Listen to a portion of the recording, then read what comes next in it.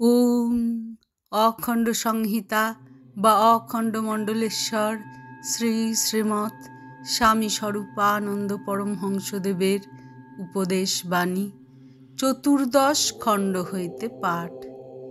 যত আমি চাহিয়াছি। আসাম বেঙ্গল রেলপথের ২ নম্বর পুলের পাশে বাঁধানো পোস্তার উপরে বসিয়া শ্রী শ্রী বাবামণি ২টি ভক্ত যুবকের সহিত কথোপকথন করিতেছেন। প্রশ্ন হইল, সুখের উৎস কি? শ্রী শ্রী বাবামণি সুমধুর কণ্ঠে গাহিলেন, যত আমি চাহিয়াছি, দাও মোরে সুখ, প্রভু দাও মোরে সুখ। তত তুমি বেশি করে হয়েছ বিমুখ। বাসনা অনলে হৃদি জ্বলিয়াছে নিরবধি, মলিন হইয়া গেছে হাসি ভরা মুখ। তবু তুমি চাহ নাই মুখ পানে মোর, মুছাইয়া দাও নাই নয়নের লোর। সহসা জাগিল মনে, সঁপি দিব শ্রীচরণে, ভালো মন্দ শুভাশুভ সুখ ও অসুখ। যখনই সঁপিয়া দিনু যা কিছু আমার, তখনই থামিল মম যত হাহাকার।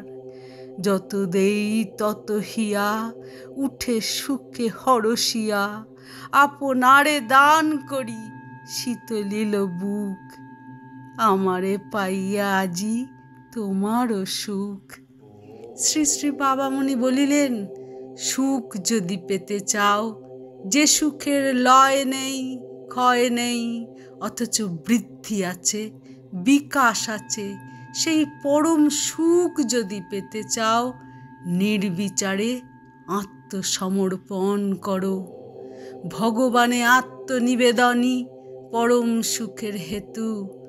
ভগবানের হাতে নিজেকে ছেড়ে দেওয়া পরম শান্তির মূল। সুখ যদি চাও, শান্তি যদি চাও, বিচার বিতর্ক পরিত্যাগ করো।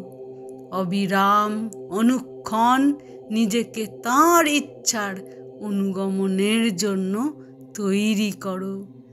শ্রী শ্রী বাবামণি বলিলেন, কিন্তু আত্মসমর্পণের ইচ্ছা কি করে জাগে তা জানো? তিনি যে তোমার কত আপন, এই কথাটি আগে অন্তরে জাগাতে হবে। যে হয় আপন, তার কাছেই সম্ভব আত্মসমর্পণ। পরের কাছে আত্মসমর্পণ চলে না। পরের কাছে আত্মসমর্পণের ফল হচ্ছে বন্ধন বেদনা, পরাধীনতার নাক পাশের পেষণ। আর আপনজনের কাছে আত্মসমর্পণ করলে তার ফল হয় পরিপূর্ণ পরিতৃপ্তি। যে হয় পরিপূর্ণ আপন, তাঁরই কাছে সম্ভব পরিপূর্ণ আত্মসমর্পণ। হরি ওম।